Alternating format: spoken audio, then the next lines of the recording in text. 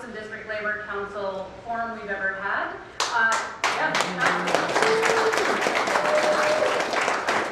On both sides.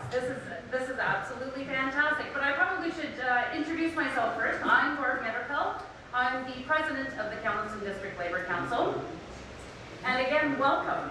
You know, Canada's unions know that the work that municipal governments has a profound impact on workers and their families and the communities in which they live and work in. And progressive municipal governments engage with labour organizations to gain a stronger understanding of the impact of the decisions on working people. And that's why the KDLC works hard to engage with our members when it comes to civic affairs.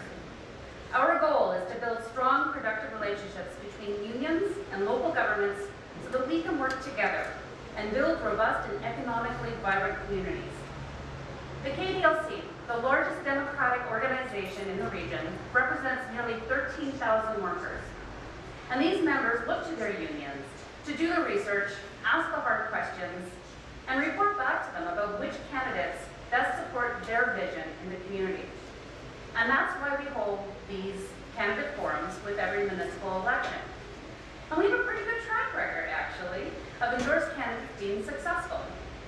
But this time, due to the overwhelming, record-breaking response, as I said, this process, we've decided to ask each of the candidates to submit a questionnaire. Some follow directions well, some don't. And in this questionnaire, we asked about collective bargaining, privatization, local and ethical procurement, core reviews and referendums, and of course, transit and climate change and other great things. But I'm going to do what democratic organizations do. Not all of the candidates submitted a questionnaire like they were asked to. And in order for them to participate tonight, that was one of the things that they needed to do. So I'm going to put the question to you. Should the candidates that did not submit questionnaires be allowed to participate in the forum? Raise your hand and say aye. No.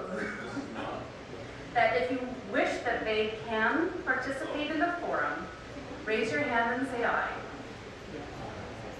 Nice and high so I can see. All those say nay. The nays have it.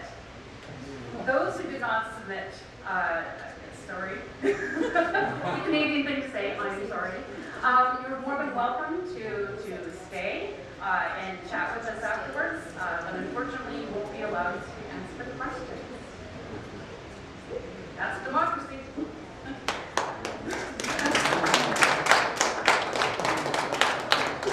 So not to out anybody, I'm going to have the candidates rise and wave when I call your name, just so that we all know who you are. Leslie Lax. John Eady. I did say. Jim Michaels. Jennifer Adams. Kathy Sinclair. Jesse Bocek. Hello. Tracy Schmidt. Hello. Bill Sarai. Hello. Stu Holland. Thank you all for coming. Jan Marr. Hi, everyone. Nancy Bell. Ray Doyle. Triple A, vote for Ray. Brad Searle. Mike McKenzie. All right. Now that leaves Bill McCory. Good evening. Thank you for inviting me tonight. Ashley Hoodie. Hello. Thanks for having me. Steve Carpuck. This will be the last you hear from me until later, apparently. And Kevin Kruger. Same as Steve. Well, we still thank you for coming. That means something to us. I think it's the last good year for you guys. So what the Kamloops District Labour Council has done is ask questions that you're probably not going to hear in any other forums or by anyone else. Questions that we actually asked that were open to interpretation and likely took the candidates in a direction that they may not have thought of before becoming candidates. And it's okay to not have all of the answers. What we are looking for is the principles and the values behind your responses. And these are the guiding principles that are going to be a huge part of your decision making as council members. And finally, by sheer virtue of your participation in this process, shows a true willingness to engage with all stakeholders in our community. Whereas some candidates who are not here seem to be disinterested in the issues of working people. We will endeavor to support the candidates that best share our values in this election, but we also consider this process the beginning of an ongoing conversation and information sharing with those who are successful. So let's get started. Tonight, we will ask 2 questions over the next hour. The order of responses was going to be random, but we're going to be using a center mic. And in order to do that, people need to be prepared to get to the mic as soon as possible. So we're actually going to start, sorry, John, here. And we're going to go all the way over to Stu, and to George, and then back over to Jennifer. And then we'll do the opposite on the second question. Each of you can exercise the right to challenge or comment on another candidate's response by raising your card. You have a pink card, mine's orange. But nonetheless, you have a pink card, and you can challenge anyone at any time. The question or comment is limited to 30 seconds, and the respondent has 1 minute. I only ask that you wait for me to acknowledge you before you start. And then we'll wrap up with closing comments by each of the candidates for just 1 minute. This process, will go until it's complete, but we're shooting for about 8:30. I ask that there's no heckling. Part of what we do in Labour is we take bullying and harassment very seriously. So no heckling, but by all means, cheer for your favorite candidate if you feel the need. All right, so starting with John, we're gonna open up the questions now. Number 1. A living wage is an hourly wage a family of 4 requires for basic necessities such as housing, food, childcare, and it's based on the cost of living in their community. A living wage is a bare bones calculation. It does not cover additional expenses such as debt, savings for retirement or children's post-secondary education, home ownership, or emergency expenses. The Kamloops District Labour Council has worked closely with the Living Wages for Families on doing the calculations for Kamloops in hopes that someday our city would join the sweeping movement of cities implementing living wage ordinances across North America, from New York to Quesnel. Our question to you: do you support a living wage for all working people so they are lifted out of poverty, be empowered by their economic gains, decrease their likelihood of exploitation, and can more easily become fully equal participants in our society? And would you be a champion on City Council to have Kamloops added to the growing list of cities who support this important socio-economic initiative? Thanks, that's very simple and not To the detailed. mic, please, sir.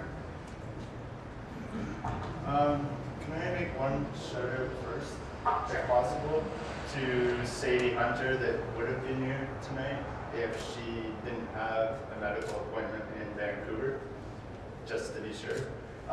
As for a living wage, my timer can start now. I'm a father of 3 under 10, and my wife's a carry that can't afford to send to work because daycare is too expensive.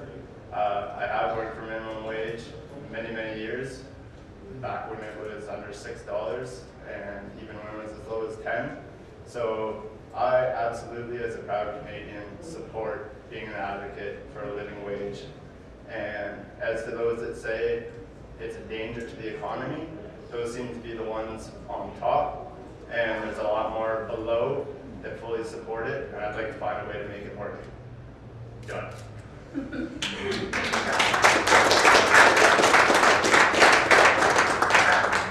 Do that. So a living wage, huh? That's a pretty tough first question. I support a living wage for people that are working for organizations of a certain size.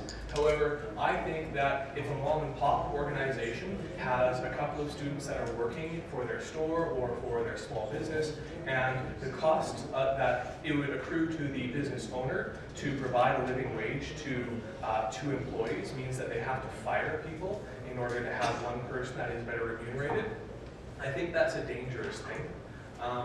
We have this tension between supporting small businesses who really helps drive our economy forward and supporting the workers who are the fuel for the engine of the Canadian economy. And so a living wage for people working for an organization that is of a certain size, I absolutely agree with. But I think the small businesses need to be given some leeway so that they can stay open and support their own standard of living. Thank you. Let's see our first challenger. Gemma, please step to the mic. Thank you, and I never thought I'd be one to put up a challenge card, with all due respect. But so I challenge, though, living wage to be even in the mom and pop organizations. Yes, they'll be putting out more, but this gives back to their economy and their very own business. So we would all benefit from a living wage. Thank you.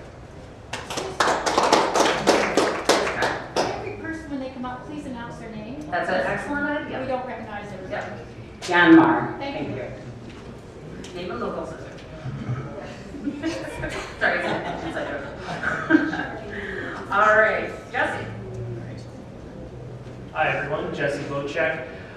So as a person who has had to reach out to employment services like the Open Door Group, I understand the basis of a living wage. I understand the basis of needing work and needing stability.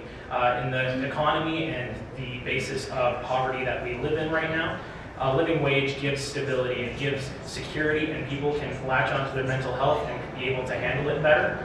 And so it provides that benefit. As far as it goes, as I have said, with reaching out to the Open Door Group, with those opportunities within Work BC, there is an opportunity to have wage subsidies for workers who are either lacking in hours or are trying to get on, or who are on EI. So it's not out of the realm of possibility to work on wage subsidies for the people who own businesses who are saying, well, maybe it may not be beneficial to me. So there's always a solution to the problem. As far as a living wage goes, I fully support it. There is absolutely no excuses to deny people for the opportunity to have stability, to have the ability to put food on the table, to be able to live, and to be able to support themselves and their families. Thank you.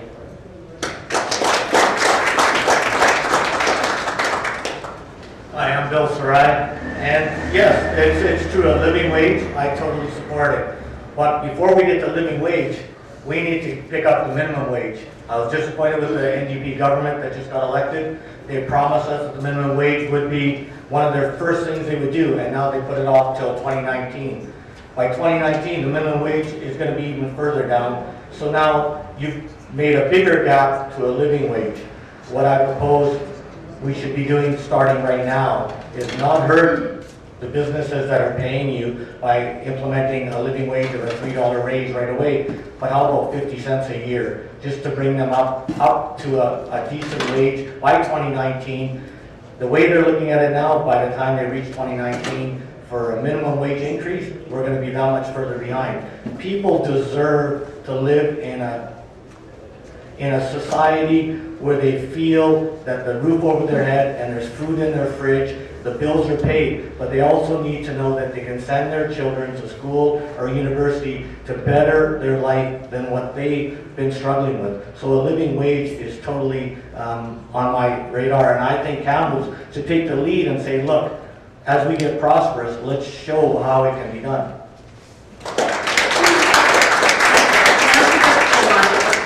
Sorry, Nancy. I didn't give Brad an opportunity to respond to the challenge, and that's my bad. Was that a challenge? It seemed like a point. It was a point. Okay. Yep, you're good to move along. Okay. Okay, very good then. All right. Yeah. Nancy. Hi, I'm Nancy Beppel, and I'm running for City Council. I first want to commend the Kamloops District Labour Council. I know that over the last year or so, they've been working with some of the current council to try to bring forward ideas about a living wage. And it's really important when you want to have change in council that community groups bring forward ideas. And that's something that I would support definitely. New Westminster was one of the first communities in BC that has adopted a living wage. It doesn't usually affect the members, the QP members that work for the city. It's more for all of the contractors. So maybe the exercise people that come in, or the people that work as extra janitorial. If the QP members can be paid a decent wage, then the city can afford to pay the people that they hire on contract a decent wage as well. I would welcome KDLC to come forward again and work with myself or some other people on council to make it, to move the issue forward. So thank you.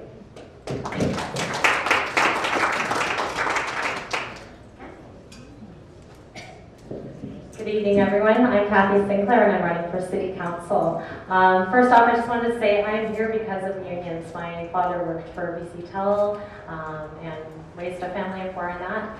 And my maternal grandfather was a school custodian, and my paternal grandfather worked for BC Ferries. So a living wage, hugely important, and absolutely I think it's crucial to work towards.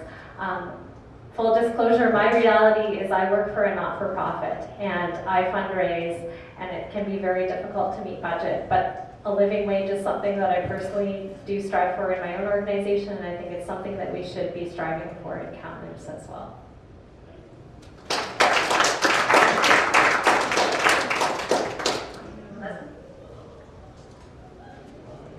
Hi, good evening everyone. My name is Leslie Lax and I'm running for council. Absolutely, a living wage is something that we should all aspire to and something that we should work towards. I've trained as an economist, I worked as an economist for 20 years.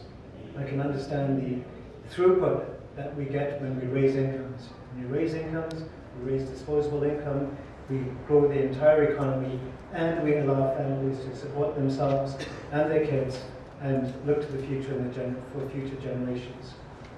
With respect to City Council, absolutely. If I were elected to council, I'd work very closely with labour organisations and others on council to see how we might be able to institute a living wage within the city of Kamloops, recognizing that sometimes these things take a little time. It may not happen overnight, but we certainly wouldn't want to see it happen over 20 years either. Thank you.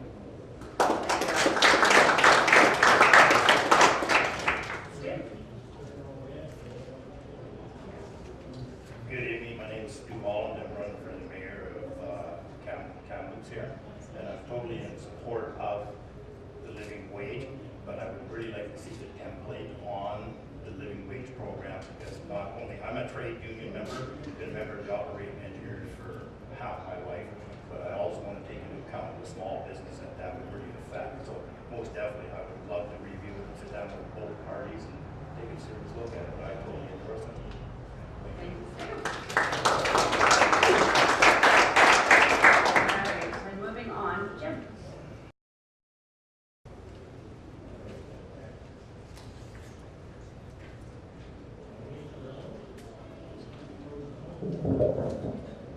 My name is Jim Michaels, and I too am running along with 19, 20 candidates here for 2 positions.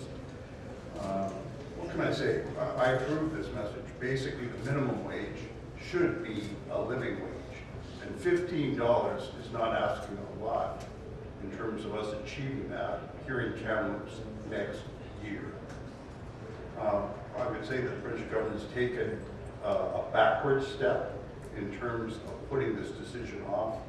The research is already in that $15 is something that Seattle can live with, and a lot of the European countries can live with. So I say, what's wrong with us? You know, I have to say personally, as far as affinity with unions is concerned, some of you may remember me in the 90s. I worked for the dark side. I worked for management up here at what is known now as TRU. And I have learned over my career that management and employers do not have an exclusive franchise over the moral and the right position on things. And as an arbitrator, a former arbitrator, I say to you, it's time to be fair. It's time to treat people with respect. And it's time to basically go back and live by the law. Christy Clark learned that lesson the hard way. I think we need to move that boundary forward. So I say, go for it. Okay, challenge card, Nancy. 30 seconds. We have to focus on what we can do as city council. What we can do as city council is pay the people that we hire a living wage, and we can also lead by example. We can't, in and of ourselves, change the minimum wage in Victoria. So I think the place to start is around the city council table and make the change there. That's all I have to say. We're not debating BC provincial politics here.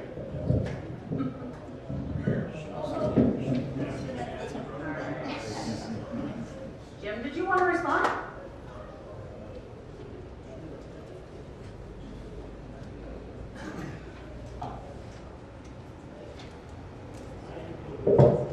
Municipal governments are a creature of the provincial government. Basically, we disempower ourselves when we say we cannot advocate to the provincial government. So I say to you, everyone in this room knows what it's like to advocate on behalf of members, and we can apply that same pressure and that same influence with John Morgan that we can apply within this room and with employers in this community. So I say, you know what? I ain't respecting the boundaries at this point. I'm going after $15 in the next year.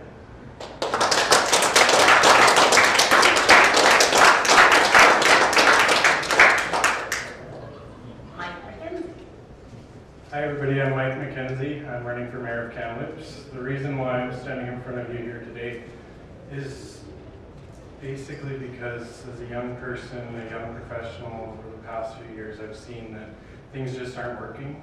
Things just aren't working for our younger class especially, and they're not working for our older class. So when I think about what this question means to me, I don't even, the voice is in. The people have spoken, and we've been talking about this issue for some time now. And we have pushed people into where we're at today long ago when we needed to push farther. I'm looking towards the future, and I look at all the people that are behind me. They're all running for council, and so who's the voice that's going to support the voices in the city? I'm running for mayor because I want to be that voice, and I want to be that individual. I've had about 10 years in experience. I started with fire departments. I was a fire chief. And I got the opportunity to make quick decisions in that moment and on the spot and over that time in my career. And then I moved into politics. I've been in politics now for 7 years, and my experience over the past few years has been bringing people together. So what needs to happen is I believe that we need a mayor in Kamloops who's able to articulate the issues, who's able to listen well, and who's able to bring these voices to the table. Thank you.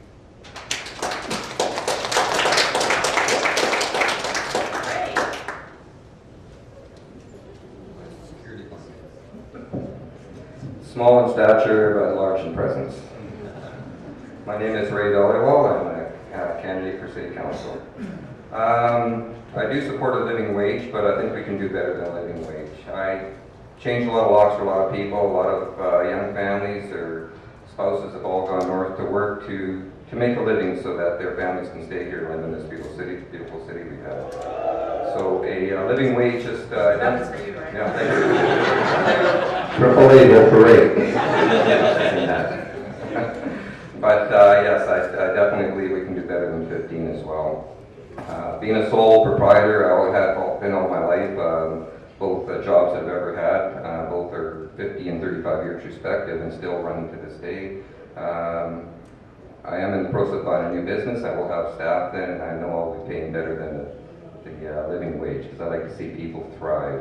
When they thrive, I thrive. Means I've done my job. I'm a little bit older than some of you, and maybe not as old as some of you, but so I've made my living in this town. It's been a great city, and I know we can do better. So thank you.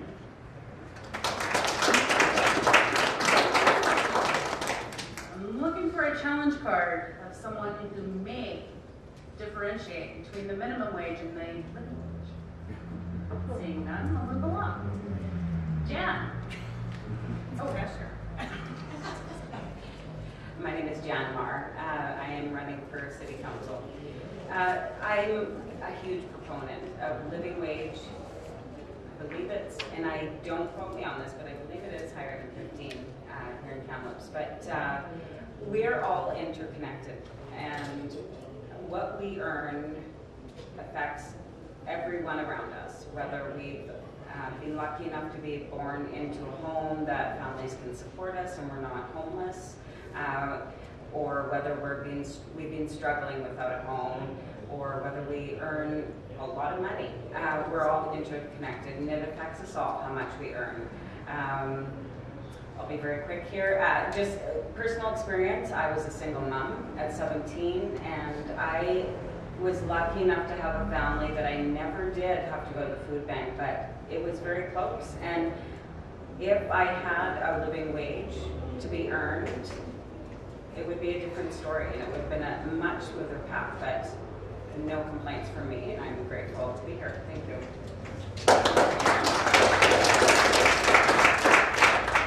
Tracy. My name is Tracy Schmidt, and I'm running for City Council. Bear with me because public speaking is a little bit nerve-wracking for me, but I'm going to do my best. I've got some notes too, so I think that everybody deserves to have an opportunity to have a fair living wage. People that are earning minimum wage aren't putting money in the bank. They're putting food on their table. They are paying for shelter on their heads or over their heads. And I think if we can increase that in small increments over the next couple of years, then everybody will benefit from that. Thank you. Jennifer. Well, thank you very much. It is an honor and a pleasure to talk to you about some of these things. Having a living wage is obviously, it's one of the things that I'm using in my campaign is the common sense. And anybody that's paying rent, anybody that's paying a mortgage, anybody that's buying groceries, anybody that's buying clothes for their kids, shoes for their kids, realizes that a minimum wage is definitely not a living wage. And as far as the responsibility of the city, I truly believe that everything as far as the goals of what we want to accomplish have to start in our own backyard. And so that might mean pushing a little bit. That might mean that we don't pick the lowest contractor on a job. If we do a little digging and find out that they are only paying their people minimum wage, maybe we need to look at paying a little bit more for that. Also, local procurement. When we're doing contracts with the city, we should always be looking at the local unions. We should always be looking at local people first, because if we're contracting and giving them a decent wage, it might not always be the lowest contract, but if it's a local contract and it's paying fairly, that money filters down. That's how we be fiscally responsible, not just paying money to go out of town. We want it to stay here at our city. So I think that's about it on that point. Thank you very much. Thank you.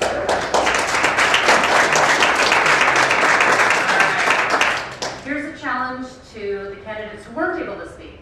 If you can name what the living wage in Kamloops is this year, you can have time with the mic. Okay, $16.90. And that's the most recent. Now, just a little bit of history on this.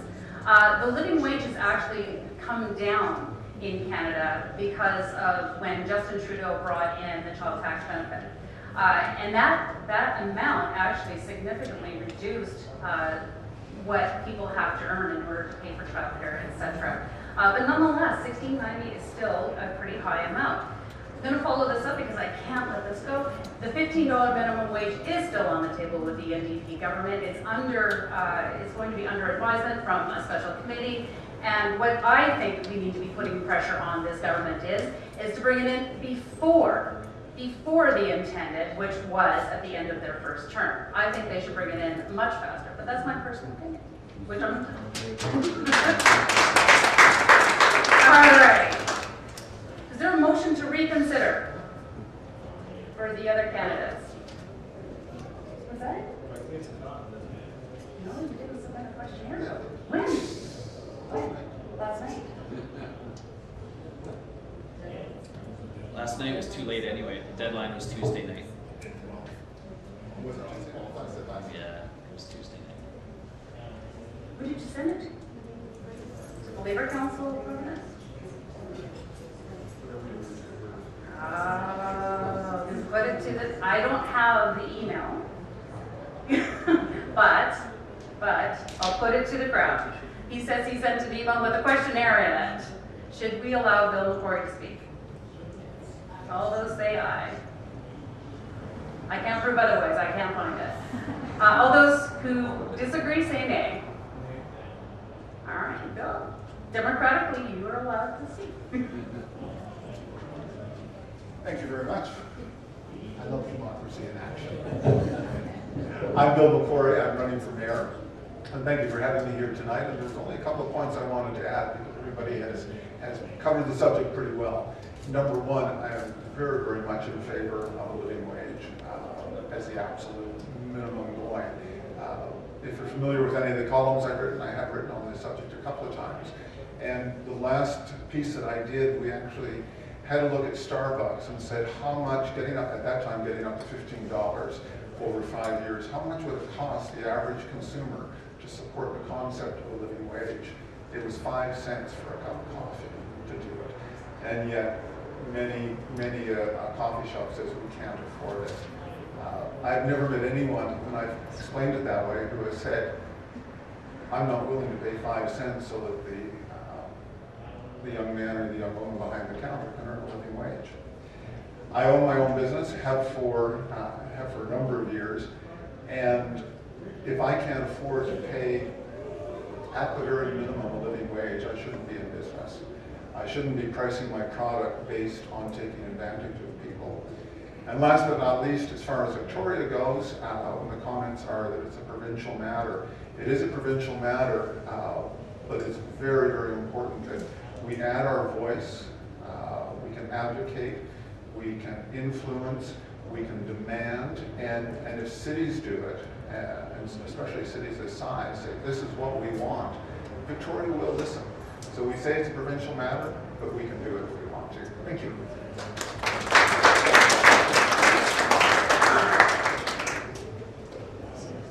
I entertain a motion to reconsider if someone were to put that forward.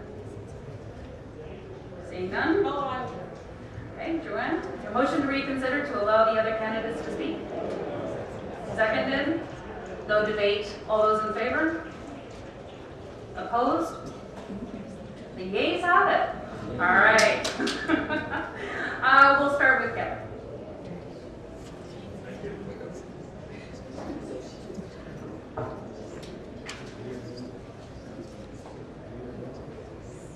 Thank you for that. Although we seem to be polarized in the city and have been since I located here almost 30 years ago, as if somehow being a person employed in management makes you contrary to people employed in labor. In the first half of my first career, I was reluctantly drafted as a shop steward because I didn't really understand what the role was, but people wanted me to be that for them. And when the members explained that to me, I let my name stand, and to my surprise, I was elected because I was a homesteader's kid and didn't really know much about unions. But then I went on to be a member of the executive council of an 8,000 member local union, and then on the board, and was a reluctant participant in a very long strike, a 22-week strike that really hurt our membership because management was being brutally unfair to the membership and disrespectful to the union. So I put a lot into the labor movement. I do not have any disrespect for the labor movement. I don't like rough treatment of people on either side, but I don't think we did that as a local union. I did end up in management. I did end up being a BC Liberal MLA, and I was elected every time I ran because I generally want to represent the best interests and the wishes. You have 15 seconds to answer the question of the living wage. Well, maybe you better focus me back on what the question is. The living wage. The living wage. I think that people deserve to be paid what their labor is worth. I listen to a guy like Bill, who's been an employer for many years, and I really respect what he says. My own son is a very successful businessman in town. He says he would be ashamed to only pay minimum wage, and I think people should be paid what the laborers were in. Thank you. All right. Ashley.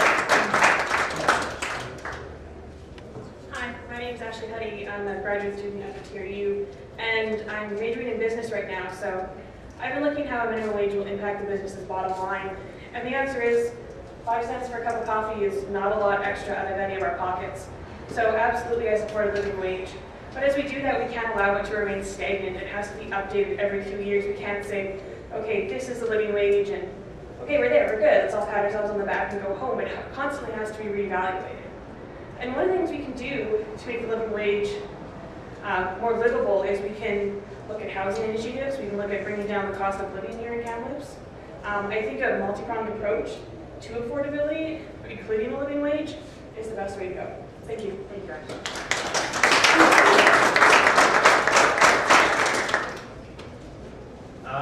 I totally support a living wage. I actually pay my staff more than a living wage. I think that's just a respect issue.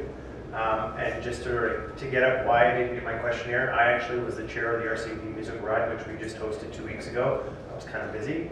We had 5,000 people enjoy a wonderful event in our town with our Rotary Club. It came together. And it looks like we've raised a lot of money to make our community a little stronger for all those that need it. So there's my excuse. I thank you for the opportunity. I just sent a whole bunch of tweets, more than I probably ever sent in my life, to get my message out. So I appreciate this opportunity. My family has a history in the labor union. My father was a shop steward. My mom was a shop steward. My grandfather, who came from Russia in 1925, joined the Carpenters Union, helped build a lot of the infrastructure we use in Vancouver. I know the value of workers. I also know the value of pride in your work, and most union people and most the employees take pride in the work. I think we all see the opportunity to give somebody a higher wage, but it comes from both sides if you work together. And as a city council, you work at other things, as Ashley alluded to lowering the cost of living in community. So that's the role in city council is we work together, we all win together, we're all better off. So there's my comment. So we reset the clock. Everybody, your challenge cards are reactivated. Question number 2. Challenge card for each question? Absolutely. And it's up to you if you want to use it. One thing I know that all candidates can agree on is that we need a strong, convenient recycling program in our city, and the blue bin system has made a huge difference to our landfills and to our environmental footprint. In 2015, the workers at the contracted recycling plant in Terra went on a strike with the sole goal of lifting wages above the average $13 an hour that most were getting. Many of the workers worked 2 or more jobs, and many needed to access the food bank in order to feed their children. Meanwhile, Terra was boasting substantive and ever-increasing profits. As you remember, the citizens of Kamloops became extremely frustrated with the lack of service and the inaction, as they saw it, by City Council, to the point of calling for the dumping of their recycling on the steps of City Hall. They were angry at having to stockpile recyclables, which some were concerned about being a fire hazard and others about being pest attractants. Many reverted back to throwing recyclables into the trash, and all were very angry that they were continuing to pay for a service that they were not getting. What is particularly notable during that time, though, is that even though they were angry, the majority of people that I talked to were overwhelmingly supportive of the workers getting a fair wage for the dirty, dangerous, and necessary work that they do. This is a single example of how privatized municipal services removes the control by city over the working conditions, the health and safety standards, and the quality of services that they are supposed to be providing tax and fee-paying citizens of our city. Our question to you: do you support the contracting out of municipal services? Why, when, or why not? Starting with Bill.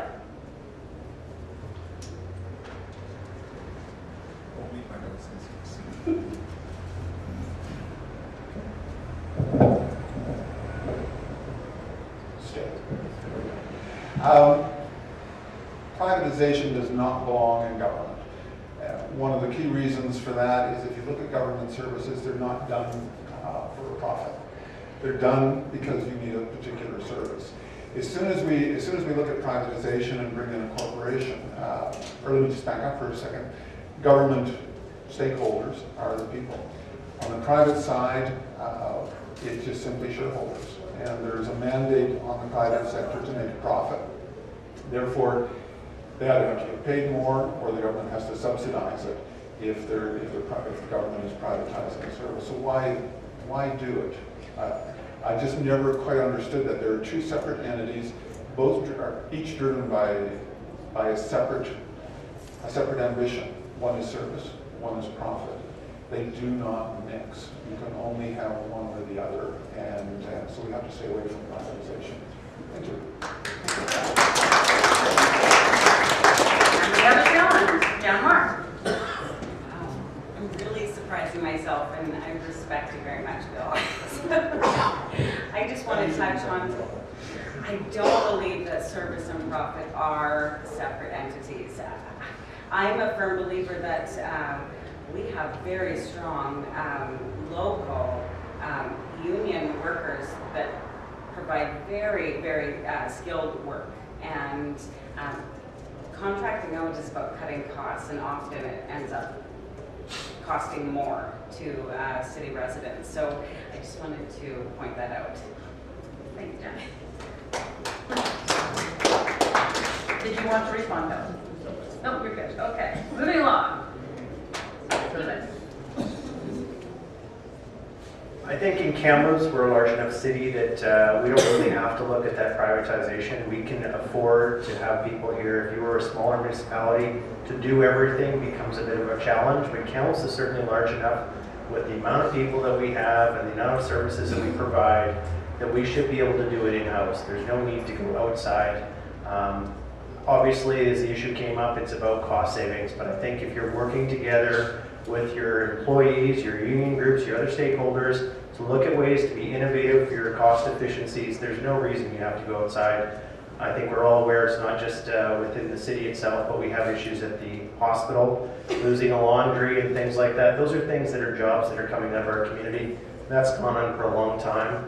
Kamloops grows when we have people that are working, paying others to do a service or buy a product from them.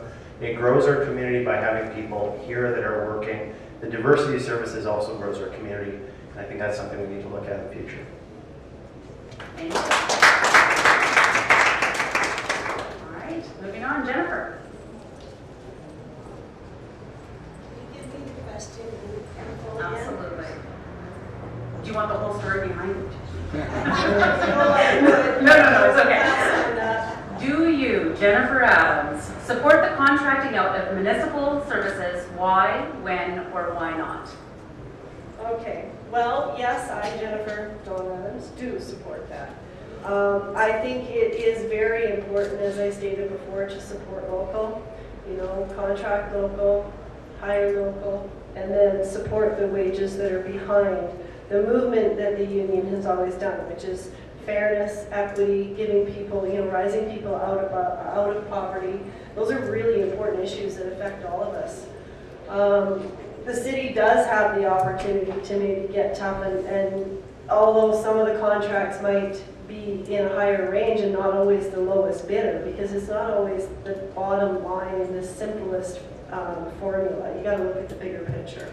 But the commitments can come from the city to support the union. Again, hire local, look at ways that we can work and reach out into the communities to support the initiatives to bring all of the people. And again, it starts at home, having an education campaign to help small business, to show them, and that 5 cents a copy, that's a good one, because we can all afford at least 5 cents to support everybody's initiative, and particularly small business. It starts everywhere. So, thank you.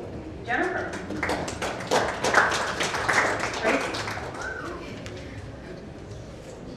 All right. I think that the City of Kamloops needs to move from the lowest bid system. I think preferring local choice choice doesn't always mean that the price and other factors are thrown out the window. There's many factors that should go into decisions regarding the spending of tax dollars and how it affects our local economy. When we keep the money local, everybody benefits from that, from up above, down below, and I think everybody would succeed. Kamloops needs a local business, needs local businesses that employ local workers at a fair living wage, and small changes can grow into big changes and make Kamloops even better and bigger. Thank you. Yeah. Thank you. So I'll just personalize this a little bit. So I work with the school district. So one issue we're having, and I think it's across the board with contracting out. So our trade staff, I had met with the director because often our HVAC systems or big projects are contracted out. And the reason often is, oh, well, we can't afford to hire someone. Tell me where else it would come from then if we're going to hire someone else. So that's the excuse. Statistically, it is cheaper to have in-house labor, and you get the quality. It's the people who know your city and these projects. So that's where I stand. Thank you.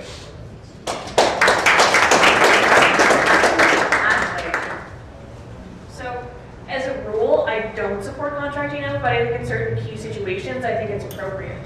For example, her HVAC example, that requires a very specialized type of worker. If we can't hire that type of worker for our city, our only option may be to contract out in order to get the work done. But in terms of bigger projects like trash collection, we shouldn't be subsidizing the business's profits. That's asking the taxpayers to put money in someone else's pocket, and I don't think that's a fair thing to ask of our taxpayers. Thank you.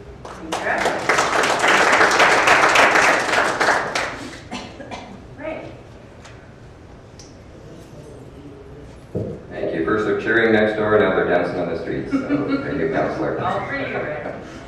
Yes, I do support contracting out when it's feasible.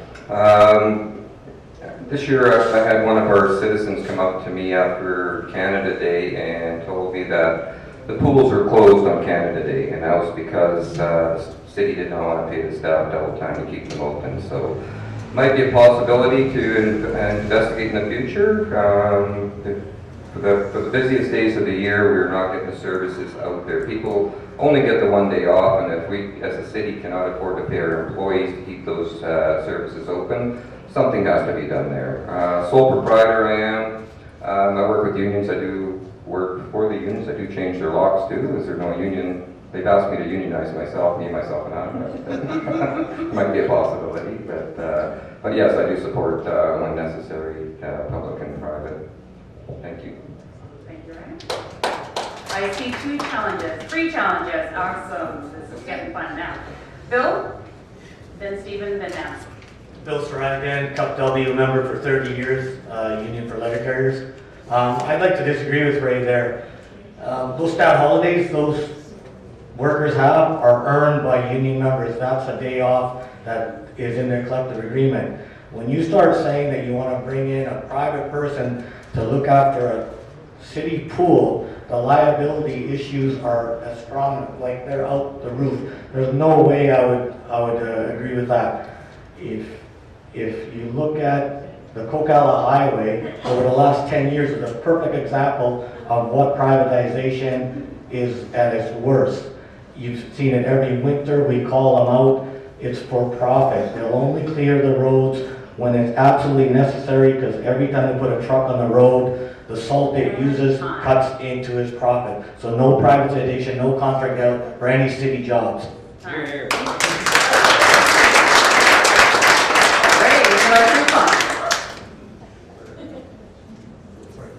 I think they stopped dancing. Yes, no, I disagree with that. Our citizens need to have those services available every day of the year. If we have to pay them overtime, the budget should have had that in the budgets for the city to do that. So get too comfortable, Ray. You got two more challenges. Stephen.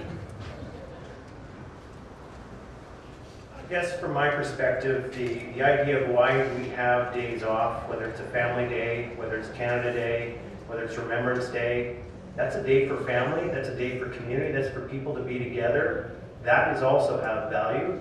I think not having a swimming pool on maybe 1 or 2 days a year, that's not a big deal. We can do without for one of those 2 days. Let's let those people who are working there have time with their family. I think we've gone downhill since we've got this 24/7 mentality of commerce. We've gone away from family values, and that's also where our unions are at. Let's get that value back.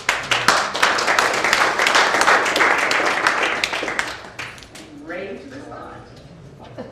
Yeah, sorry, I disagree with that as well, but a lot of us in the private sector do work 7 days a week. I work 7 days a week, mostly because of the crime that's in the city at this time too, which I will be addressing in the future if I become a councillor.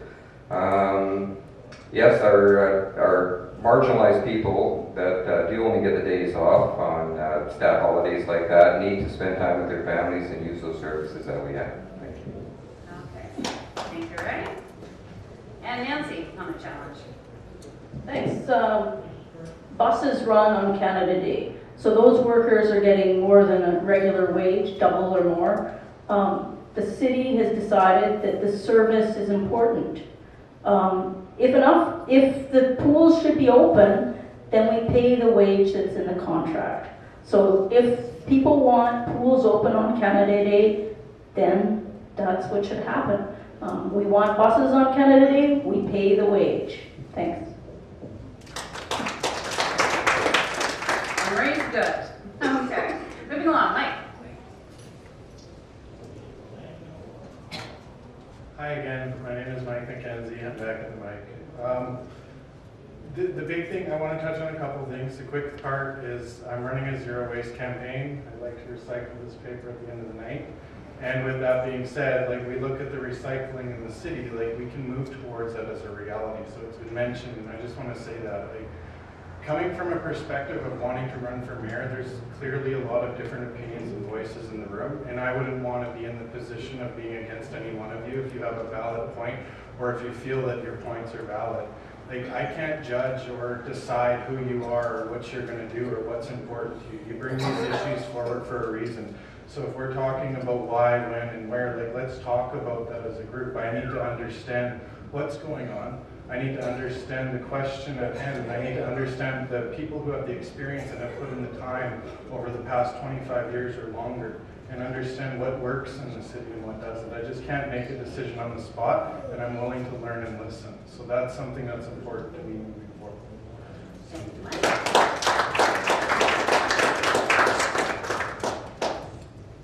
Jim.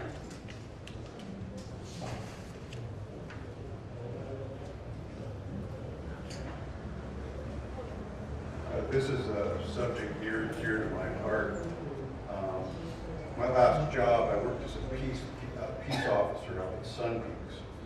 And at the end of that term, I was refused my 4% vacation leave. After raising it to 2 levels of management, I was basically told to go away. And this was after I pointed out the law, which requires that as a minimum standard. And I also pointed out that I'm an arbitrator, and I'm very much used to dealing with issues like this. So when it comes to privatization, Bill makes some good points. I don't think we have to look at it ideologically. I can cite examples of good infrastructure projects where unionized people have done an excellent job in Alberta with triple P projects, and it's worked well. If you want to camp on this situation with recycling here, you know what? This council needs to work together better. It needs to get along, it needs to obey the law, it needs to respect collective bargaining, and it needs to resolve things and get results that are in the interest of the community of Kamloops, the workers of Kamloops, and management. So I say to you, don't simply dismiss it or drop kick this notion of privatization. If we build a $120 million art center, convention center, there will be unionized workers on that site. And they will be providing quality work at competitive prices.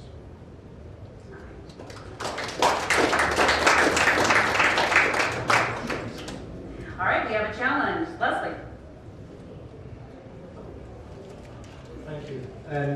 just partially in response to some of the things you said.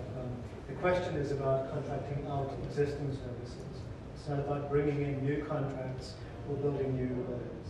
So I think if we're looking at new projects that the city does not have the capacity for, we can certainly look at bringing contractors in, hopefully local contractors, at livable wages, at union wages, with working conditions that are favorable. But if we're talking about existing services, then no, those do not need to be contracted. Thank you. All right, that was the challenge to Jim. You have 1 minute to respond. Let's talk internal. Let's talk bylaws. Let's talk the services that are presently given there. There should be union people who are giving quality service and who do not have to worry about privatization.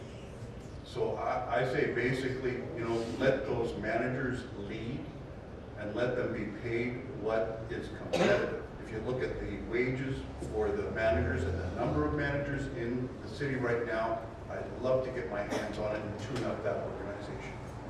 I'll do it if you let me. Thank you, John. Kevin.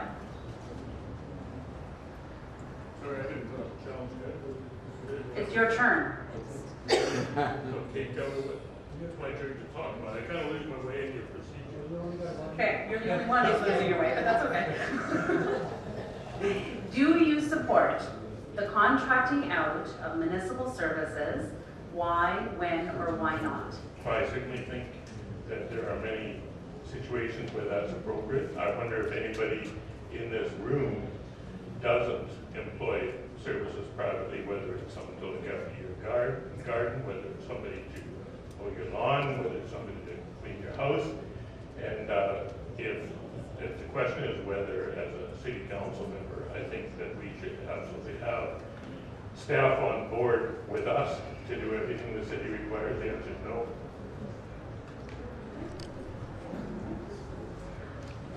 Only one challenge per round. Any other challenge? I might have missed it. No? Okay. Next. Stu. We borrow a challenge? I'll give a challenge. It'll be worth it. There you go. On the city services, I strongly believe that I don't think we need to be privatizing that out. Number one is in my business life, I actually went down to a place, I'm getting into the recycled garbage where they put a little sticker on my blue bin, no plastic bags and no glass.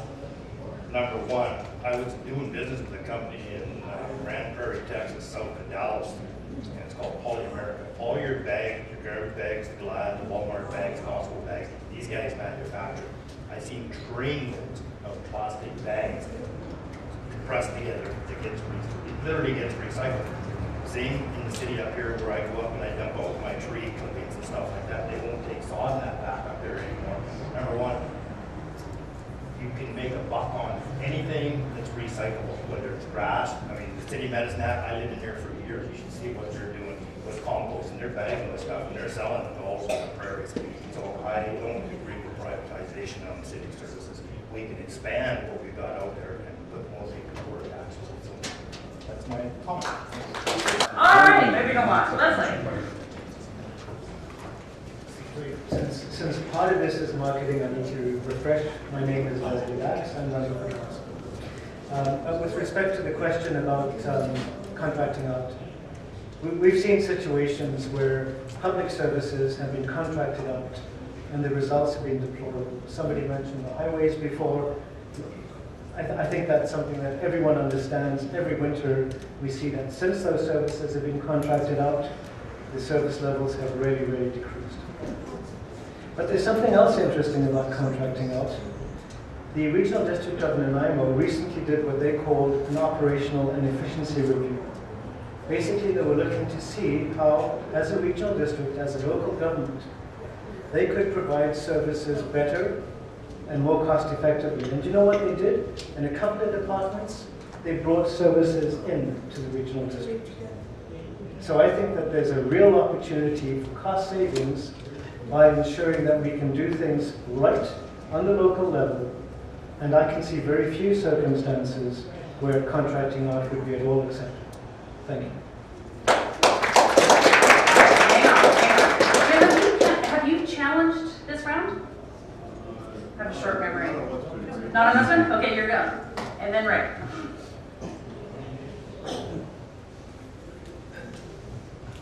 The whole question of core services review, I'm sorry I've done 30 of those. You know what, when it's all said and done, it comes down to recognizing the facts that you know and acting on them. So again, I don't want to be sitting here a year from now and saying to you, shucks, we'll do another study on that. I want to basically have the municipal government, Kamloops leaders here, take action to not lessen their, to adjust and define better the core services. Thanks. Thanks, John. To you, Leslie. Thank you. So, in the case of the Regional District of Nanaimo, it was not a core services review, and was specifically not because of the way core service reviews are conducted. It was intended to be a very different process, and they acted on the recommendations. They made change. Not a single employee lost their job, and they found cost efficiencies. So I think that there are opportunities for more efficient services, of doing things better, when you do it from the ground up, when you listen to the workers. This isn't about a plan, this is about implementation. And I'd like to see that in Kamloops too. Thank you. Thank you. Challenge for Ray.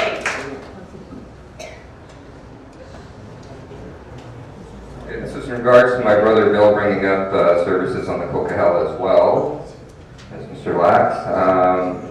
They are a private contractor, but many of you read in the paper constantly about how poor the snow removal is in the city, and I believe that is union as well, so it doesn't matter if it's union or non-union. I think it comes down to management. So, thank you. Thank you, Ray. There'll be more of a challenge. I'm waiting for a challenge. Bill, you get 20 votes. And Leslie, you get to respond. 1 minute. We'll take it. That was a challenge to you. In the case of the city, I think it's a simple case of not allocating enough budget for the snow removal, not a matter of the workers not doing their jobs. So if we budget for the appropriate service, then we can get the correct services done and serve the citizens. Thank you.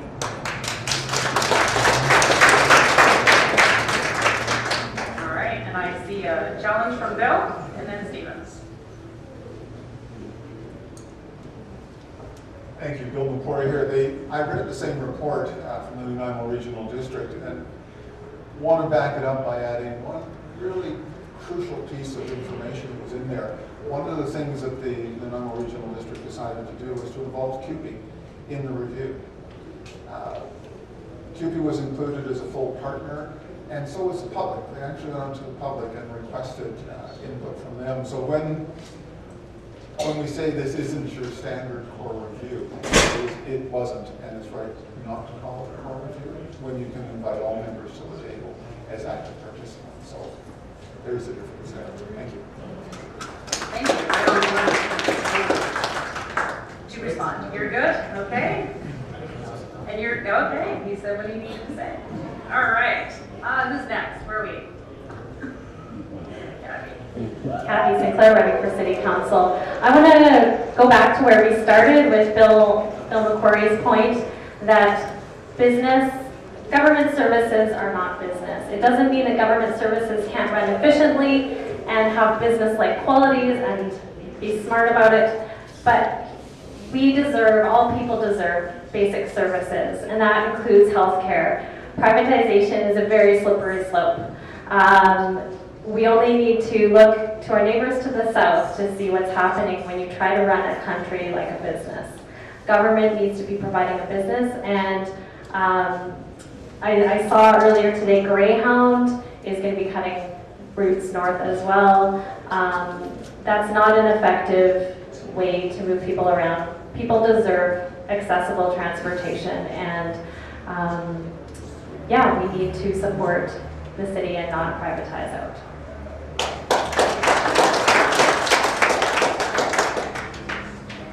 scot-free. Nancy? Hi. I think everyone in the room here knows the Owl Road dump. And that dump was a private dump. The city actually bought it because it was horrendous. And the city had no control over how it was operated. The city made the decision to buy it because what's important for public interest is not just the bottom line. When I was on council before, I was a member of the Federation of Canadian Municipalities, which represents 2,200 municipalities across the country. The FCM is opposed to P3s, public-private partnerships, because the benefit goes to the private company and the risk goes to the public. So when we're providing services in the city, we have to remember that the people in this room are the people that need to benefit from those services, not shareholders, not corporate interests. When we look at certain things, we do have to buy contract out. The report for Ajax was from a mining environmental company. There's no way the city of Kamloops would have that expertise. But for water, we don't want that privatized. Garbage, we don't want that privatized. Snow removal, and so on. Thanks.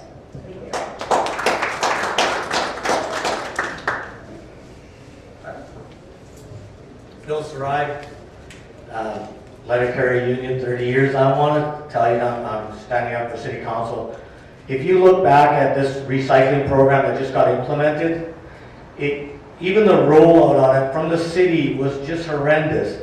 Most of the public wasn't even aware of what was going to be picked up, what wasn't allowed no more, what you could do. They were coming to your garbage can, city staff was on company time, city taxpayer time, coming to your recycling box, opening up your lid, and looking through what you threw in there and tagging it and telling you that you did something wrong. You didn't know that until you came home and you saw that your bin hadn't been picked up.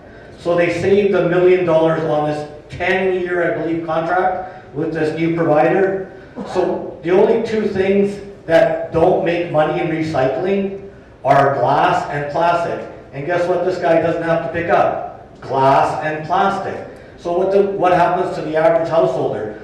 Kamloops this week did a poll. The majority of people now are throwing those two items in the garbage that's going to the dump in city of Kamloops.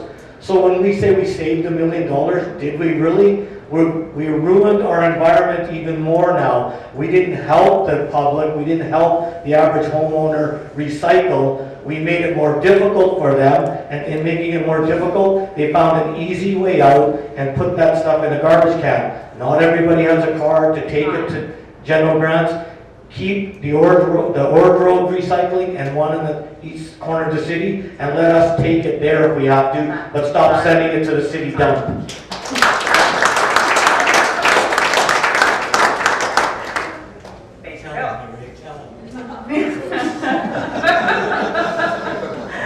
Okay, Jesse, you're up.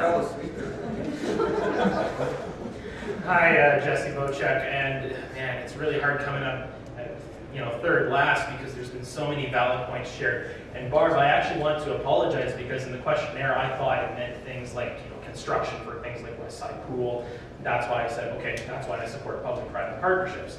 When it comes down to the issue of services that are already existing by the city being contracted out, that spells nothing but horror for the people who are using those services. When it comes down to something like the curbside recycling program, that was a short-sighted move. That was a move made for profit and not for your own interest. And when you consider what's going to happen now is all of that waste, or all of that recyclable waste, is going to go straight to the landfill. People are going to spend their time, their money, and their effort to go to general grants, to waste their gas money, and to waste their time throwing it in the whatever general grants has for a pit. So.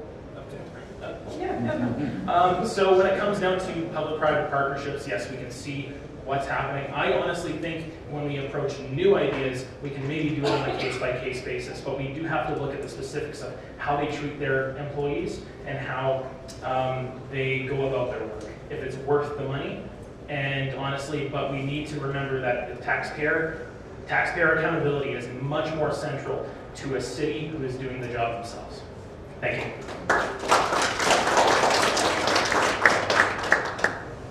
It's a great opportunity for clarification of your questionnaire. That was excellent. Well done. Brad. I did the questionnaire.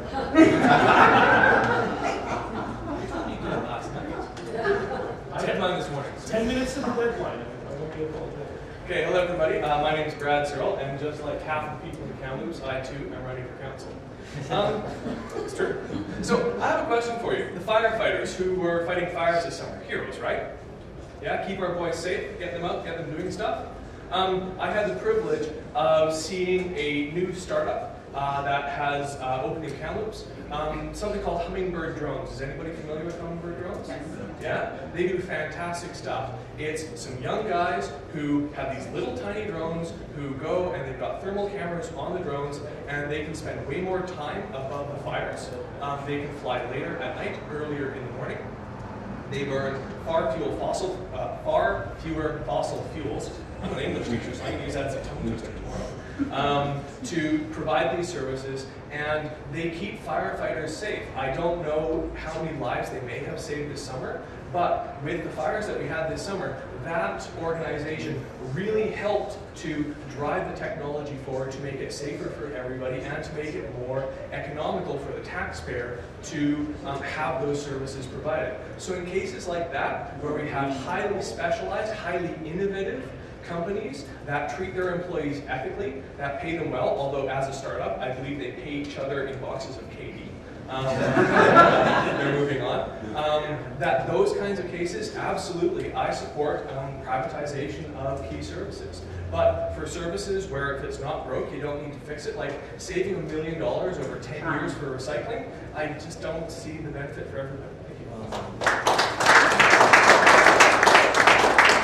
And the final candidate on this question, John.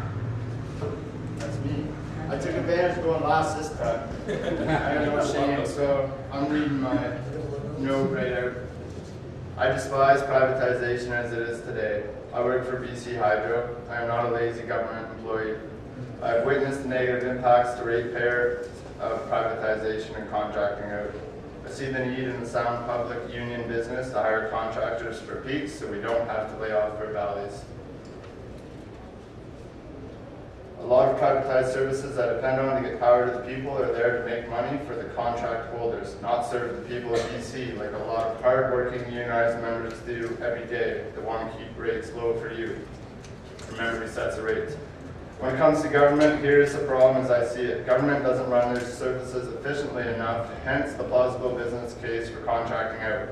As an operations manager and a former union employee, I strongly believe I am your guide to treat people right while making Kamloops able to serve businesses and people better with a realistic and collaborative approach. I got in on time? Got 30 seconds.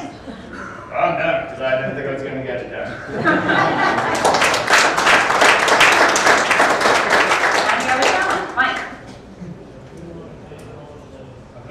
I'm not challenging John, I'm adding on to it, just to say what was said about sometimes it's the contractor gets more money than the actual person who is like doing the work on the streets. I just want to give you a quick example. You know, there's a few companies out there that I've worked for in the past where the guy that owns the company is living in the house up at Juniper Ridge. It's a multi-million-dollar home, and the contract company is coming off the front lawn. And the people like myself who were out working long hours were getting paid the minimum wage possible. So I just want to tell you that I am absolutely for making sure that things are fair. Thank you, everyone. That actually works out perfectly for timing. Thank you all for those answers. And I was remiss earlier to mention that there were candidates that submitted questionnaires, and John did remind me, that submitted questionnaires but weren't able to make it tonight due to family obligations or otherwise. I just want to give a shout out to Gerald Watson, Todd McLeod, Sadie Hunter, and Glenn Hilke for doing that. So they are part of the process tonight, and we really appreciate that. So this is our opportunity for a closing comment by everyone. And what we'd like you to tell us in 1 minute or less, why are you seeking endorsement from the Kamloops District Labour Council? I'm going to start with Jim.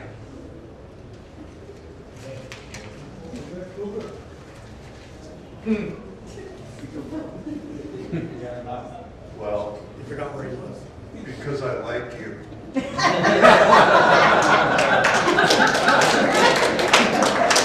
I like you too. All right, Mike.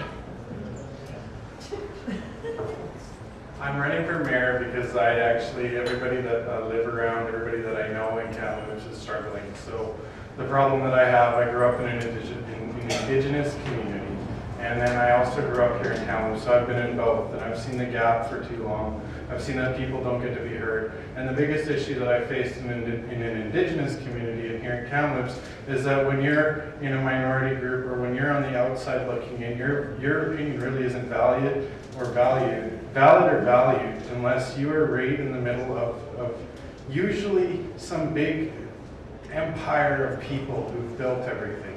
Like, I'm okay with where we're at today, but I want to see it better in 75 years. So I've put my name forward to represent a person who's able to bring all the voices together. I'm not going to judge you. I'm not going to judge any of the voices that are here. I challenged John only because he was the last one. I wanted to say something because the fact of the matter is what's fair and just is important to all of us, and I want to help be that voice.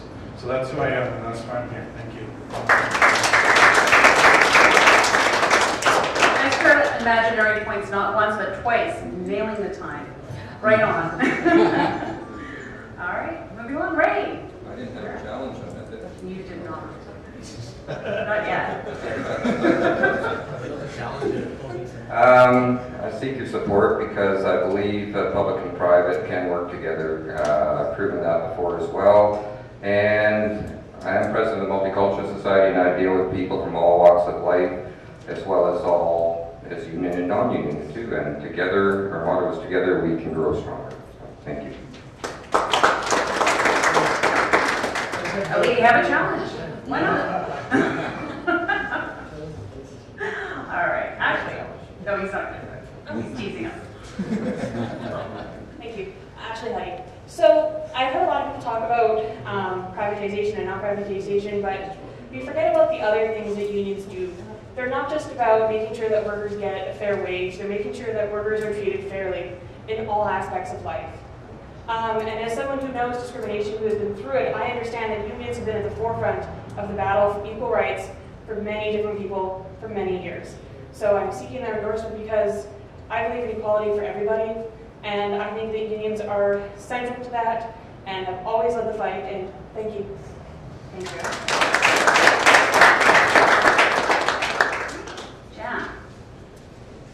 Jan Marr.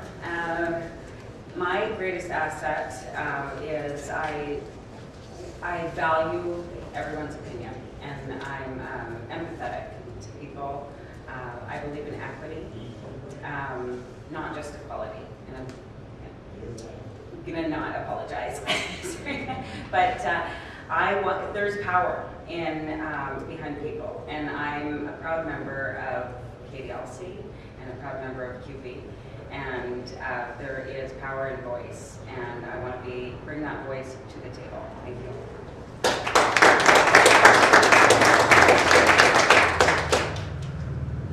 Tracy. I grew up with a family where my dad worked. He owned his own business, and I know how much he struggled to put food on our table. We didn't have dental, we didn't have any extended benefits. I was fortunate enough to marry into a family that is union, and I have seen the benefits of everything that they offer and the support, and also making sure that all the workers are safe. Thank you.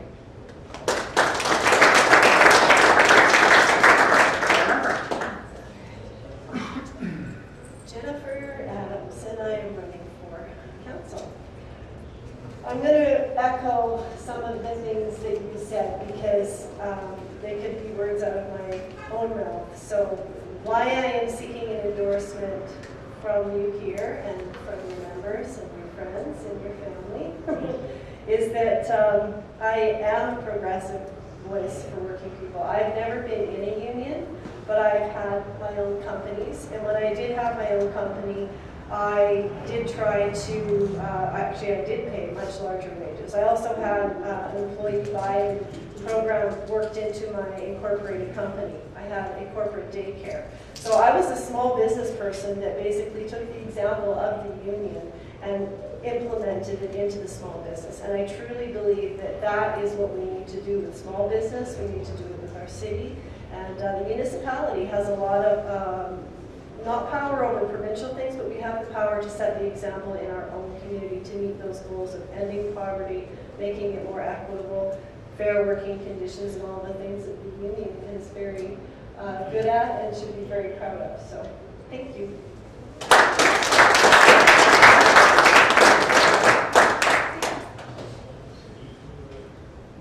Stephen Karpuk, running for City Council. So I guess, you know, specific to the Labour Council and the trade unions and things like that, I'd love to have your vote, as I'm sure everyone else behind me would as well. Why I would hope someone would endorse somebody like myself. I believe in being open-minded. I believe in people have a genuine desire to live in a healthy, active, and I think with that comes a prosperous community like Kamloops. And I think working together, as we all can win working together rather than having an us and them mentality, being open to ideas, innovations, I think we can find a solution to most challenges that we're presented with. I've had lots of opportunity to do that, and I look forward to doing more of that in the future.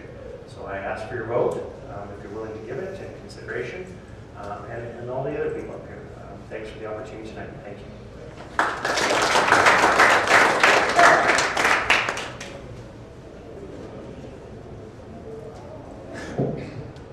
Short people, tall people. First thing I want to say before the clock starts, far fewer fossil fuels. Big fan of alliteration. Another imaginary point.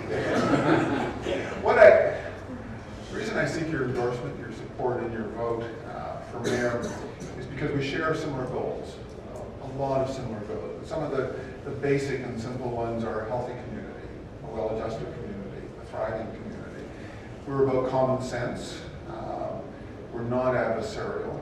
We're about coming together for solutions, and I think we can do it.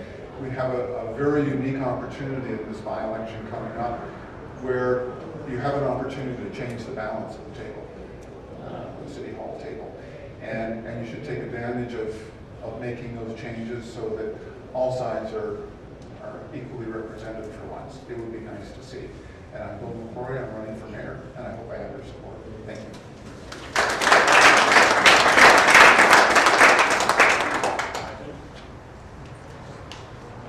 Going freestyle this time. I want your support because you are the people, and I want to represent the people, and I want some speaking lessons and leadership lessons from young Mike there. But I have been a non-union, minimum wage, pretty much close to legalized slave labor, as I like to call it. I've been a union employee, and I'm a manager that reviews every time sheet diligently to make sure union members are getting what they want, but also making sure there aren't ones taking advantage of everything union, the labor movement work for, that gives it that negative connotation from the other side. So I'd like to think of myself as a very well-balanced person that cares about people and knows how to run a business. And I think a lot of workers who I'd like to listen to, even though I'm a manager, would understand. I really believe I can truly represent you, and I hope you give me the opportunity. Thanks.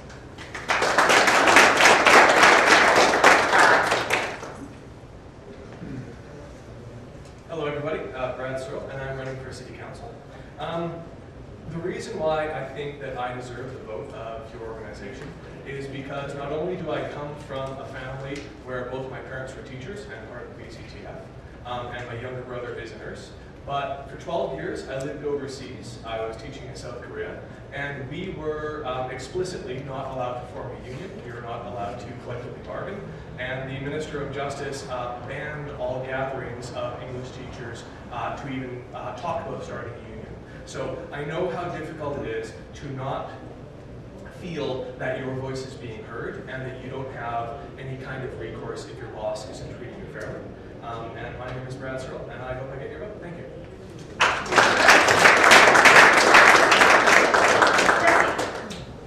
Hello, Jesse Bocek, and also I am running for council. I never clarified that. I dress up like I'm running for mayor or something. For me, I've never been a person who's actually been a part of a union, but I understand what it means to be a part of one.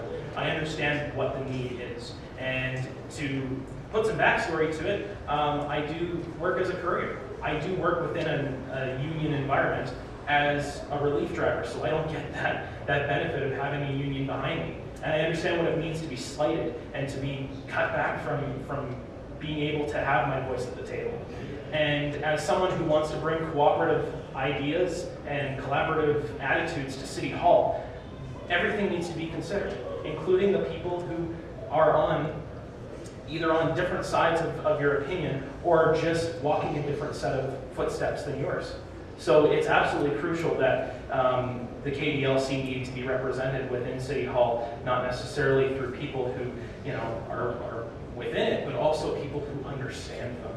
I think that's very key. And from the outside looking in, just to see them and go, I understand where you're sitting at on that, and I want to consider what you have to say. So I hope I at least have some consideration from you for your endorsement. Thank you.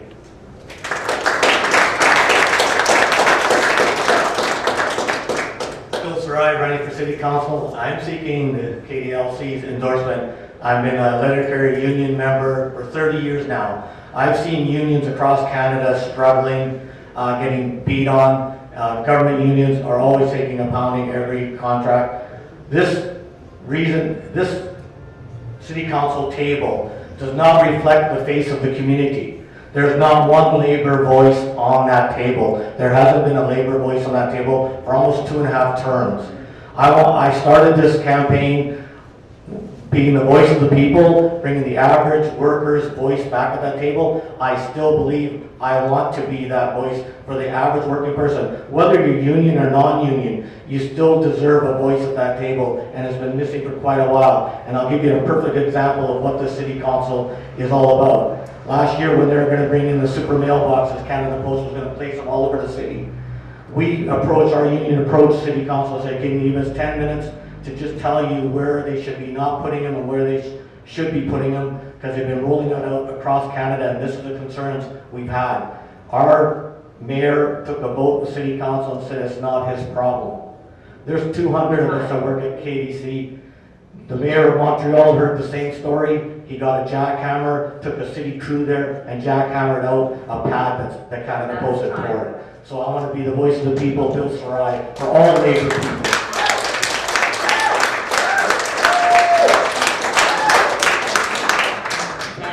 Hi, just to make sure you know, I am a member of a union, and I was on City Council before.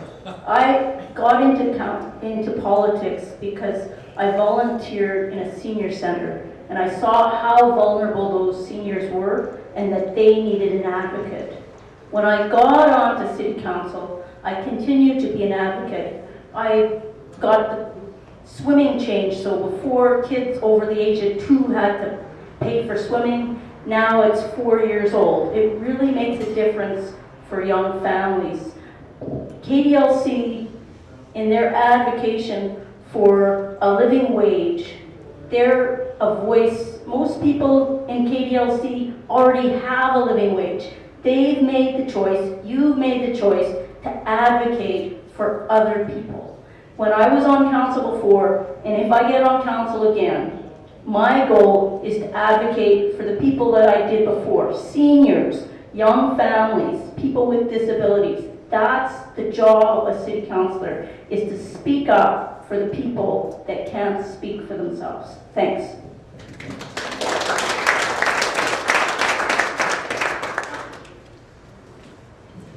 Hello, Kathy Sinclair. And as your city councillor, future city councillor, I'm seeking your endorsement because I want to serve the people, and I listen, and I want to hear what you have to say. You have a very powerful group here in representation, and we need to extend this. Part of my platform is social sustainability.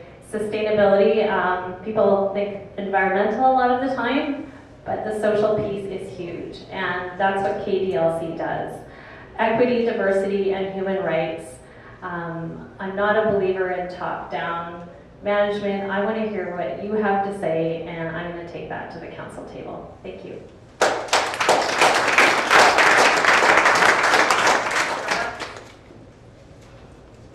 once again, my name is Leslie Knox. I want your vote because you count. You really do. We want a fair, a safe, and livable community where everybody's work is valued. I'm not a union member, but I've worked for unions. In the late 70s, early 80s, I was helping organize for the South African National Union of Mine Workers at a time when union organization wasn't simply a matter of talking to management. So I understand unions. I've done research for unions over the course of my career. Without unions, without collective bargaining, working conditions that we have today. But I want your support because unions are leaders. You're not only leaders in terms of working conditions, but you're leaders in terms of social conditions and social issues. And I think as that leadership is something I can learn from and reflect back at the council table. Thank you very much.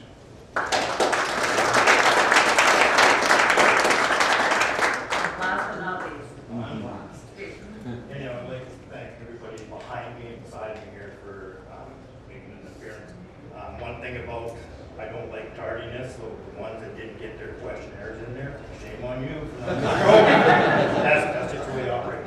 I'm a blue collar worker. I've spent my whole life working in construction. I've had more blisters than I could even wash dishes for a week because of that on my hands. My father was a union member for years. He's 83 years old and he's got Parkinson's. But I see the benefit of the trade unions where he can actually retire. He's got his pension, so it's got social benefits to every society. And everybody in this community, when I was running, I'm not putting one penny into my campaign. You won't see my ledger on the back table there. My name's Stu Holland, and I support Ajax. My neighbor works at Highland Valley Copper. He's a union member. Everybody told me that's going to be political suicide in Kamloops. I'm letting you know right now, I support Ajax. Thank you very much.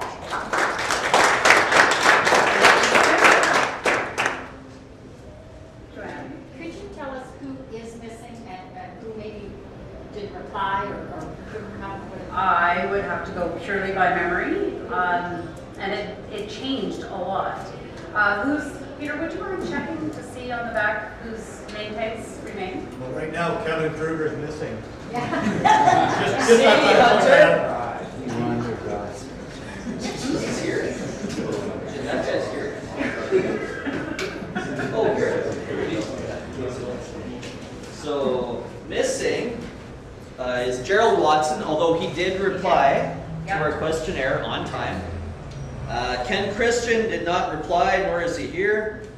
Todd McLeod, he replied but is not here tonight. Right. Glenn Hilke replied but could not be here tonight. Barbara Moran did not reply and is not here. She's withdrawn. Caroline King did not reply, nor is she here. Jim Johal did not reply, nor is he here. Nicholas Adams did not reply, nor is he here. And Dennis Giesbrecht did not reply, nor is he here. That's okay. Yeah. Oh, yeah, Sadie did submit the questionnaire, but she couldn't be here, unfortunately. But she's offered several times. If we want to call her right now, we can call her. She's made herself very available, and we appreciate that. So, first of all, I just have to say, this has been I really find for me, it's nice being on this side of a debate. And I want to thank all of you, not just for coming out tonight, because that's a given, but I want to thank you for stepping up. It's not easy to step out as a candidate, and I know how hard all of you are working. And that's why I have no problem granting a little bit of leniency, with a little bit of public shaming, that's all right. Because like I know how busy your lives are right now. And so thank you so much for your very thoughtful, and some of them were incredibly informative answers. There was stuff here tonight that I didn't know, and I was very, very happy to learn. Thank all of you for coming out tonight and participating in this process. I hope you got something out of it. We will be posting the video and our press release onto the KDLC website, which is kdlc.ca. So be on the lookout for that over the next few days. And thanks everyone for coming out. And John just wants to challenge me, I think. I don't know. Is it me? Well, I'm going to challenge them. Challenge them? Okay, that's an interesting thing. Challenge them how? To vote. All right, everybody go to vote. That's part of one. Can I please just have 30 seconds? I didn't use it all night. If we, Democratic. We all get 30 seconds. All those in favor of giving the gentleman 30 seconds, say aye. All those opposed, say nay. Nay. The nays have it. And I want to also say that every single person who responded to the questionnaire, and I'm sure those of you who are here would be part of this sentiment, every one of them said that they would continue an ongoing conversation with the Kamloops District Labour Council going forward. And that means a lot to us. So thank you, thank you, thank you, thank you. Thank you.